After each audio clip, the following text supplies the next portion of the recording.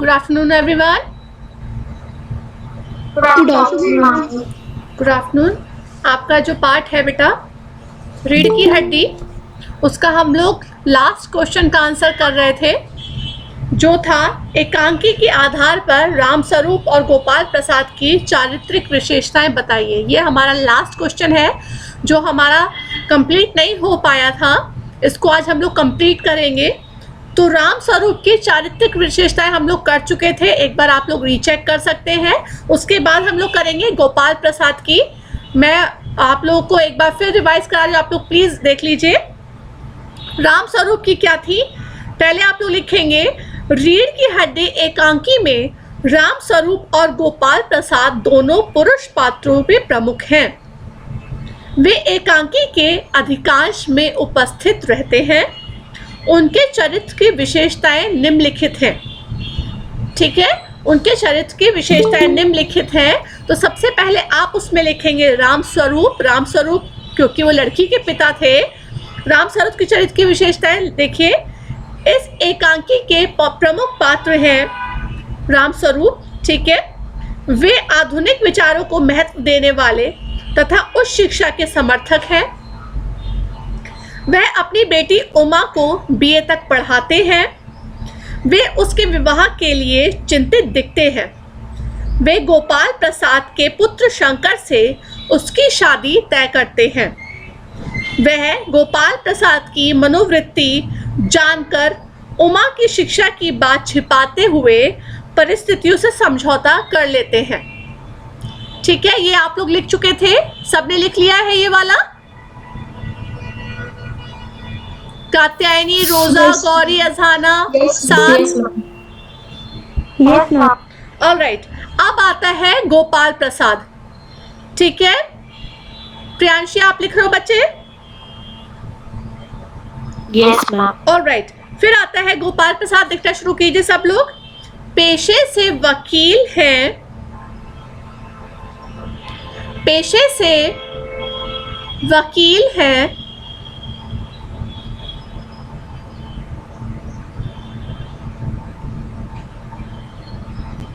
वे शिक्षा के पेशे से वकील हैं। वे शिक्षा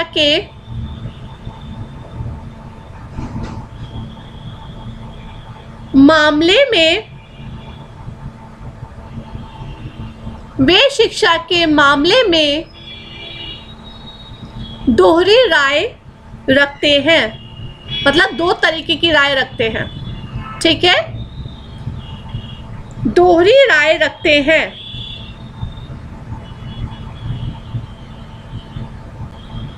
वे उच्च शिक्षा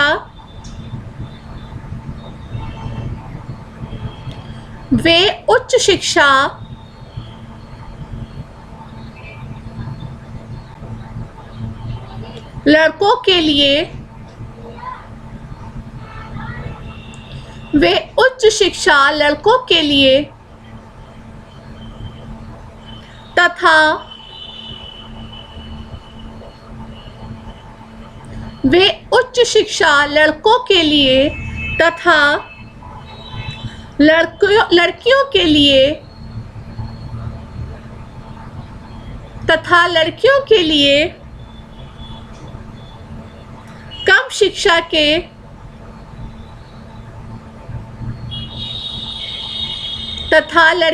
लिए कम शिक्षा के पक्षधर हैं।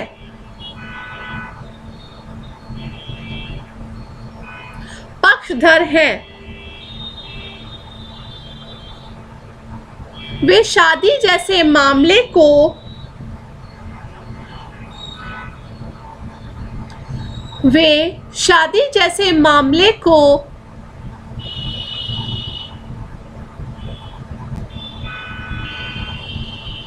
बिजनेस मानते हैं।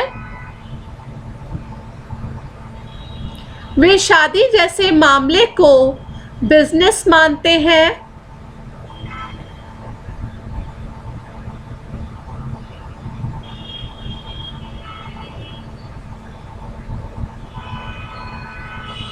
वे दहेज के लालच में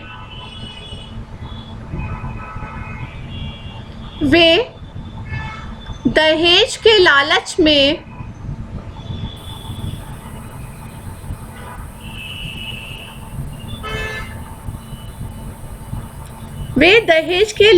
में अपने मेडिकल की पढ़ाई कर रहे बेटे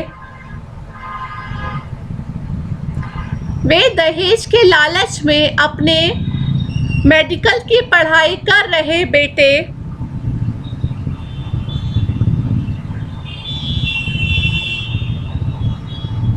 का विवाह कम पढ़ी लिखी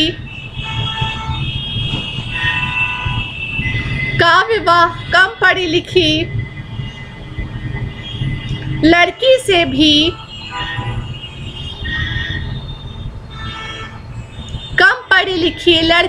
भी करने को तैयार हो जाते हैं। कम पढ़ी लिखी लड़की से करने को भी तैयार हो जाते हैं।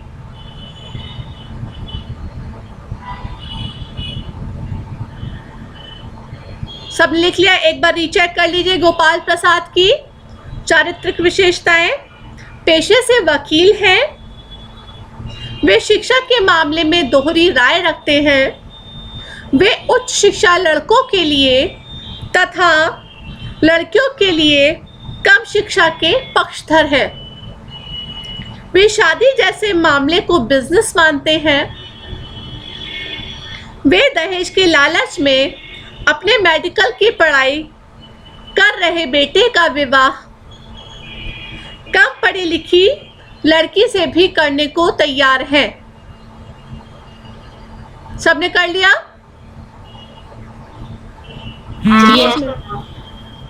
इस कहानी के माध्यम से आपको यही बताने की बेटा कोशिश की गई है कि लोग जो सोच रखते हैं, जरूरी नहीं है कि पढ़ी लिखी फैमिली है तो उनकी सोच भी बहुत खुली और आज़ाद होगी। ऐसा ज़रूरी नहीं है, ठीक है? क्योंकि यहाँ आपको देखने को मिल रहा है पाठ में कि खुद वो वकील हैं, बेटा डॉक्टरी पढ़ रहा है, उसके बाद भी वो क्या चाहते हैं कि हमारी जो बहू आए कम पढ़ी लिखी आए। क्यों कम पढ़ी लिखी चाहते हैं? कि लड़की कम पढ़ी लिखी होगी तो वो हर समय घर में दब के रहेगी, पहली चीज़। दूसरी चीज़, हमारा लड़का डॉक्टर है तो ऐसी लड़की लाएंगे तो वो दहेज भी ज़्यादा लेके आएगी, ठीक है? दहेज उनको चाहिए और वो शादी को तो बिजनेस मानते ही हैं और उनकी सोच ये है कि कम पढ़ी लिखी होगी तो वो आगे से किसी भी बात में, जब वो दुनियादारी को जानती ही नहीं होगी तो वो किसी भी बात में आगे से बोल नहीं पाएगी, सिर्फ घर के काम काज तक ही वो सीमित रहेगी। और उसके ऊपर से उनको सुंदर लड़की चाहिए कि जब वो अपने किसी भी पारे कोई भी काम होता है और कोई भी शुभ काम हो तो उसमें जब घर की बहू खड़ी हो तो एक शो पीस की तरह खड़ी हो कि अरे उनकी बहू कितनी सुंदर है, देखने में कितनी सुंदर है। तो उनको सुंदर लड़की भी चाहिए। ऐसा नहीं है कि भैया ठीक है कम पढ़ी लिखी हो चलेगी, सुंदर नहीं हो चलेगी, सुंदर भी चाहिए, कम पढ़ी लिखी भी चाहिए। क्योंकि वो क्या चाहते हैं, वो घर में जैसे टेबल मेज़ रखी रहती है, कुर्सी मेज़ रखी रहती है, वैसे चाहते हैं कि एक फर्नीचर की तरह वो रखी रहे, सुंदर तो दिखे, आने वाले लोग उसकी तारीफ करें लेकिन वो आगे से कुछ बोले ना, जवाब ना दे, ऐसी लड़की वो चाहते हैं। तो ये आप सब लोग समझ गए होंगे। अब जो क्वेश्चन है बेटा वो मैं सिर्फ आपको पढ़ के बता रही हूँ कि किस तरीके का उसका आंसर बनेगा, इसको आपको कॉपी में नहीं करना है, ठीक है? प्रश्न नंबर 10 है आपका, इस एकांकी का उद्देश्य क्या है, लिखिए, ठीक है? तो रीढ़ की हड्डी नामक एकांकी के उद्देश्य निम्नलिखित है। ये अगर क्वेश्चन आता है तो क्योंकि पाठ आप लोग पढ़ चुके हैं तो अपने अकॉर्डिंग इसका आंसर आप लोग बना सकते हैं। जैसे नंबर 1, समाज में लड़कियों को कम सम्मान मिल पाने की समस्या को सभी के सामने लाना, ठीक है? नंबर 2, लड़कियों के विवाह में आने वाली समस्या को सभी के सामने लाना। नंबर 3, लड़कियों के विवाह के समय उनकी पसंद नापसंद, रुचि आदि को महत्व ना दिया जाना। नंबर 4, लड़कों के विवाह के समय उनके माता पिता को दबाया जाना तथा उन्हें अनुचित समझौता करने पे विवश करना, लड़कियों के विवाह के समय अनुचित समझौता करने के लिए उन्हें विवश किया जाना।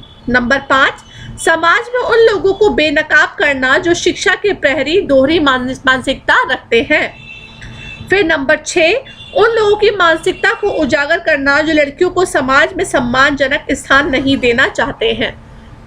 ठीक है, तो मैं एक चीज़ सबको क्लियर कर दूं कि हर जगह ये चीज़ें देखने को नहीं मिलती। आज का ज़माना बदल चुका है।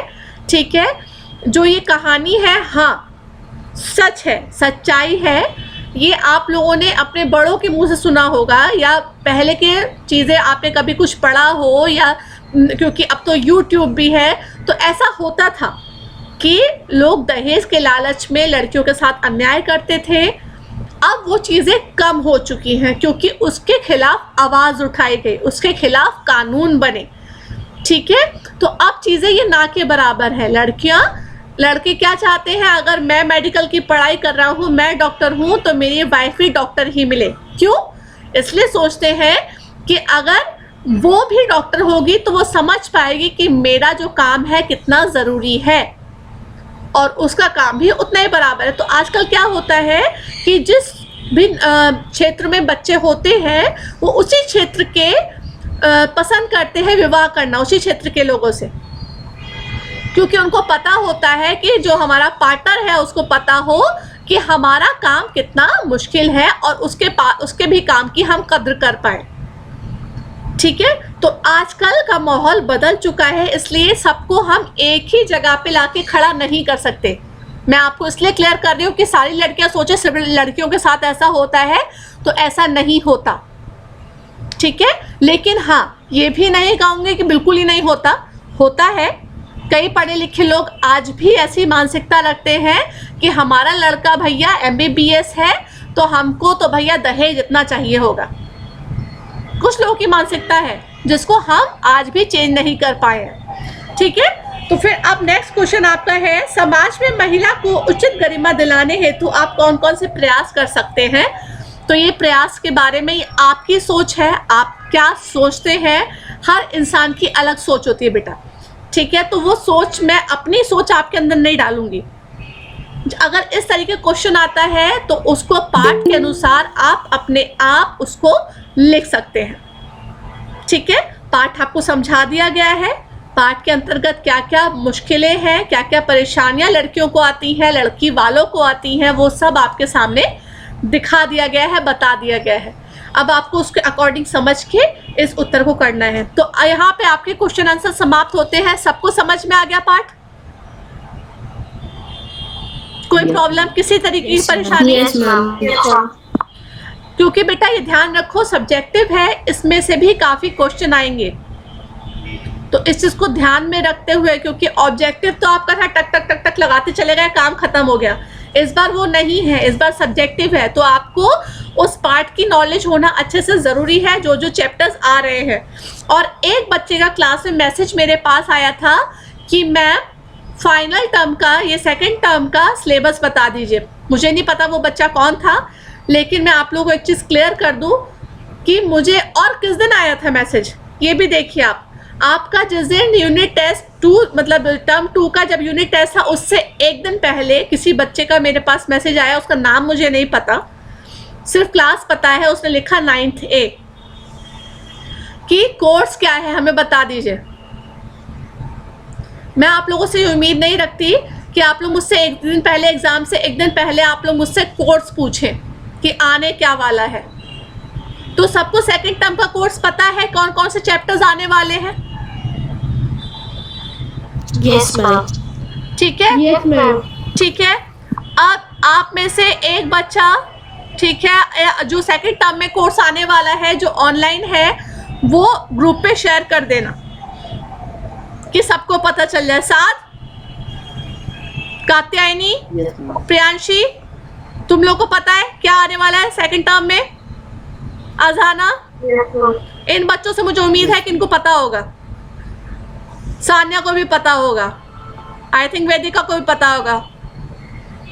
ठीक है, तो कोई भी एक बच्चा ग्रुप पे शेयर कर लेना कि क्या कोर्स है। अब मैं कुछ क्वेश्चन आपसे पूछने वाली हूँ, आप लोगों को उसका आंसर देना है। ठीक है, कुछ क्वेश्चंस मैं पूछ रही हूँ और मुझे लगता है कि आप सबको आता होगा।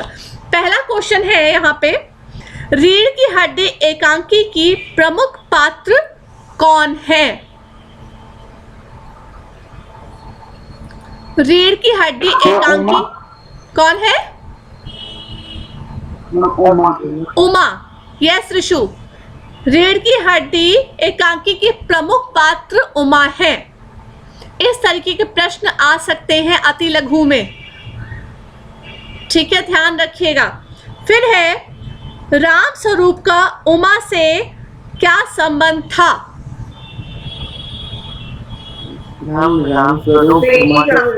मैम उनके पिता थे। यस, राम स्वरूप उमा के पिता थे। ये छोटी छोटी चीजें हैं जो आप लोगों को याद रखनी है। अगला प्रश्न है आपका, राम स्वरूप उमा की शादी किसके साथ तय करने वाले थे?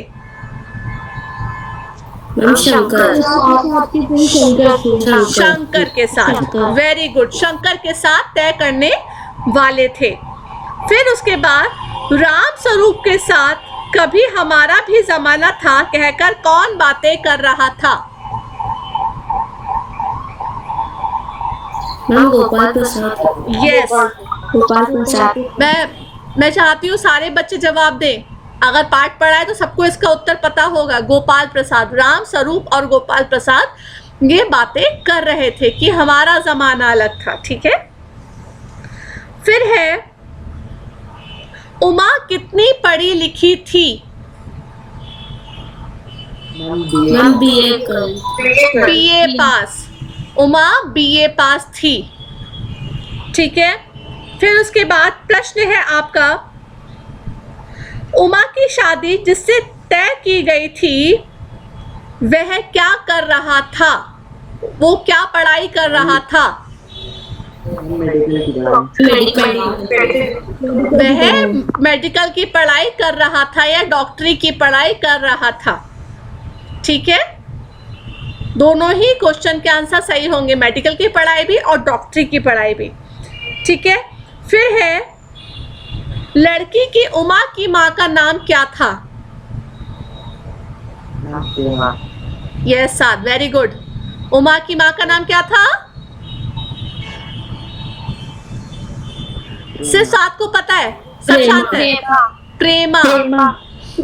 उमा की माँ का नाम प्रेमा था। फिर है यहाँ पर प्रश्न है, उमा मेज कुर्सी बिकने के माध्यम से क्या कहना चाहती है? कोई बताएगा? वस्तु के समान। Yes, very good, very good. कोई और बताएगा? कात्यायनी, प्रियांशी, रोजा, वेदिका, साध ने ठीक बताया है। कोई अपने शब्दों में और बताएगा? उमा मेज कुर्सी बिकने के माध्यम से क्या कहना चाहती है?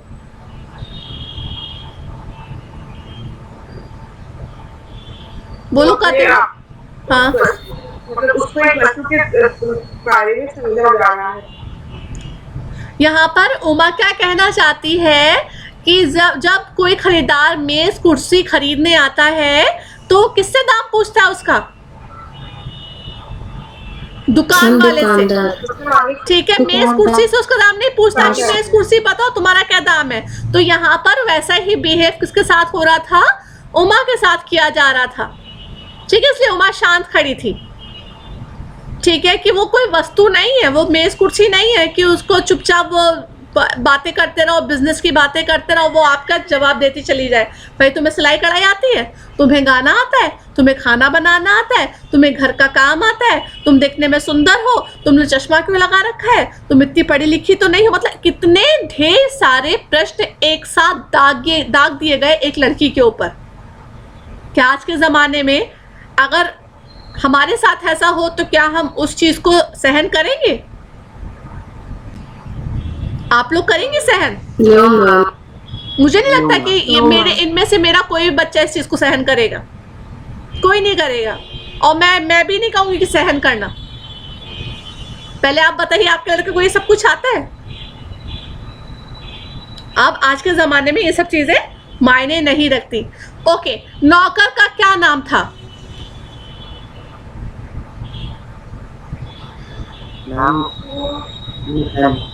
रतन। नौकर का नाम क्या था? Ratan. Yes, very good.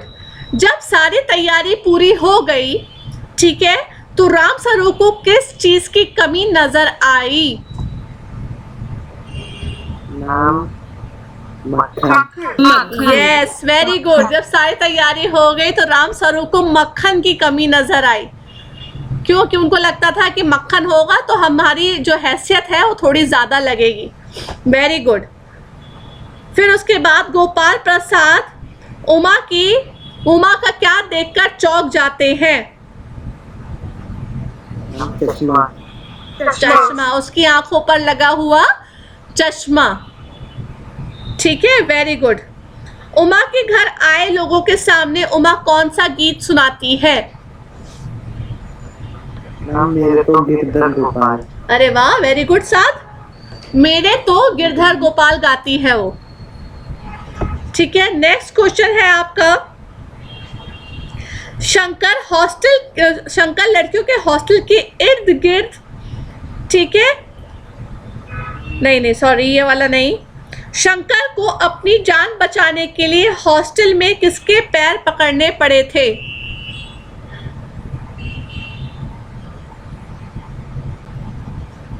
Shankar ने किसके पैर पकड़े थे हॉस्टल में?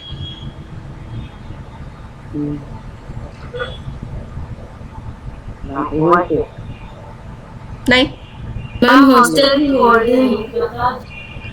हॉस्टल की नौकरानी के पैर पकड़े थे। किसके पकड़े थे? नौकरानी के। ध्यान रखिएगा, इसीलिए उमा कहती है तुम्हारी बैकबोन नहीं है, कि मतलब तुम्हारा इतने गिरे हुए हो तुम कि तुम लड़कियों के हॉस्टल में ताक झांक कर रहे थे और बचने के लिए उसके बाद तुमने वहां की नौकरानी के पैर पकड़े थे और आज तुम बाबू बन के, ठीक है, आए हो मेरा हाथ मांगने। और उसके बाद क्या है, तुम्हारे पिताजी पूछे चले जा रहे हैं और तुम अपनी आंखें मुझसे बचाए चले जा रहे हो। क्योंकि जब ये सब कुछ हुआ था तो शंकर जानता था कि उमा पढ़ी लिखी है, ठीक है, वो पहचान गया था उमा को, उमा उसको पहचान गई थी, लेकिन वो क्या कर रहा था, इधर उधर ताके जा रहा था कि किस तरीके से बात सामने ना आए। लेकिन उमा जब उसके ऊपर बीतती है तो उमा सब कुछ बता देती है। ठीक है, फिर है शंकर अपनी पढ़ाई कहाँ कर रहा था? बताओ। लखनऊ के मेडिकल कॉलेज में। लखनऊ के मेडिकल कॉलेज में, ठीक है, वो अपनी पढ़ाई लखनऊ के मेडिकल कॉलेज में कर रहा था। राम स्वरूप और गोपाल प्रसाद को अपने जमाने के बारे में बताते हुए कचौड़ियों वाला कोई नहीं पूछेगा, ठीक है, कोई नहीं पूछेगा। ठीक है, अब कुछ प्रश्न हैं बेटा, लघु और अति लघु, जो सिर्फ मैं क्लास में नेक्स्ट टर्न में आपको समझा दूंगी। ये जो बुक में थे वो मैं आपको लिखवा चुकी हूँ, और जो अब बुक में नहीं है, जिस तरीके के क्वेश्चन आपके पेपर में आ सकते हैं, वो मैं आपको नेक्स्ट टर्न में समझाऊंगी। Alright class? Okay ma'am. वो Yes, लिखना yes, नहीं है, वो ma'am. सिर्फ समझ लेना क्लास में, ठीक है। ओके, बाय बाय बेटा, गॉड ब्लेस यू। बाय बेटा, Bye, ma'am. बाय बेटा you, बच्चे।